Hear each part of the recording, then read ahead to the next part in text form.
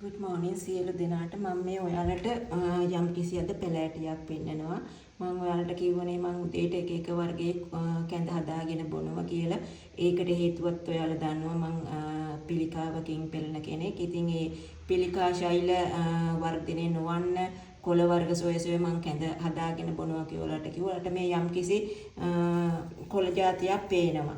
මේකට මේක මේ මං ඊයේ හැන්දෑවේ තමයි මේක හඩන් ආවේ. ඒක නිසා මේක මැලවිලා තියෙනවා.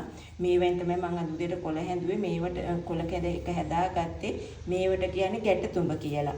ඉතින් මේකත් මේ පිළිකා ශෛල විනාශ කරන මේ ශාකසාරයක්. ඉතින් මම මේව එදා ඉඳන්ම මේවත් මේ පානයට ගත්තා. ඉතින් මේක අපේ වත්තේ නැහැ මම මේ අල්ලපු ඊටමෙන් තමයි මේව සොයාගෙන ආවේ. මේක මැලවිලා තියෙන වියහැන්දෑවේ කැඩුව නිසා. ඉතින් ඔයාලත් මේ වගේ කොළ වර්ග මේ සොයාගෙන කැඳ හදාගෙන බොන්න කියලා තමයි මම ඔයාලට මේ කියන්නේ. මේ තියෙන්නේ මම ඒකෙන් හදාගත්ත කැඳ එක. අද උදේට මේ තමයි මේ කැඳ එක හැදුවේ. ඉතින් මේක හරිම සුවඳයි. සුවඳයි ඒ වගේම හරිම රසක් තියෙනවා. ඉතින් අර බීපු නැති කෙනෙකුට නම් නිකන් මොකද්ද වගේ හිතෙන්නේ නැති මටත් මුලදී එහෙම හිතුණා. මම මුලදී හකුරුත් එක තමයි මේ පානයට ගත්තේ. දැන් නම් එහෙම ප්‍රශ්නයක් නැහැ. ඉතින් මේ නිතරම වගේ හදාගෙන බොනවා. ඉතින් මගේ ඇඟේ තියෙන අසනීපෙත් එක මට මේ කැඳ වර්ග ගොඩාක් මේ පිටුවහලක් වෙලා තියෙනවා. මේ ඒක පාලනය කරගන්නත් ඒ ශෛල විනාශ කරගන්නත්.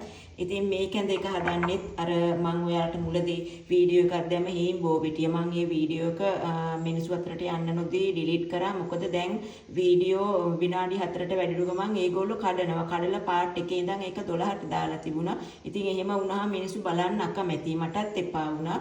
මේ ඒක මම ආයේ ෂෝට් කරලා මේ දාන්නම කට්ටිය කිල්ලලක් තිබුණා.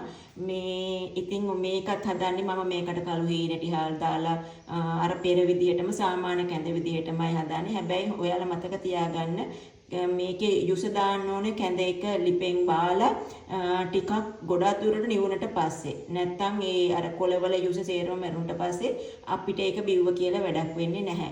ඉතින් ඔයාලත් හදාගෙන බීලා බලන්න. ඉතින් මේ අගේ සනීපයක් නැතත් මේක හරිම ගුණදායකයි ලෙඩ රෝග ගොඩාක් දේවල් වලට.